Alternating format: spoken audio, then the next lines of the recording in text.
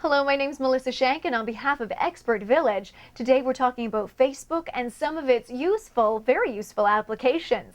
In this clip, now let's discuss the home page. There's a lot of information to cover on it, so let's take a look. If you're not already there, we're talking about the home page, so you want to click on Home on the right-hand side of your screen.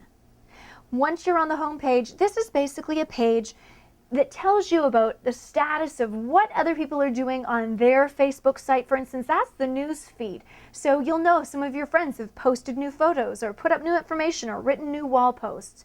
That's the news feed portion of it. On the right hand side, you'll see something that people love to do, poke other people on Facebook. You'll notice that Stephen has poked me. Now I can either poke him back or I can remove the poke. So if we hit poke, he's going to get a poke back on his Facebook profile back from me.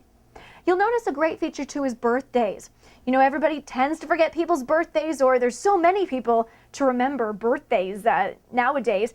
This is a great reminder. Since you put in your profile information when your birthday is, when that information's coming up, the next friend on your list who is having a birthday, it's going to be written there.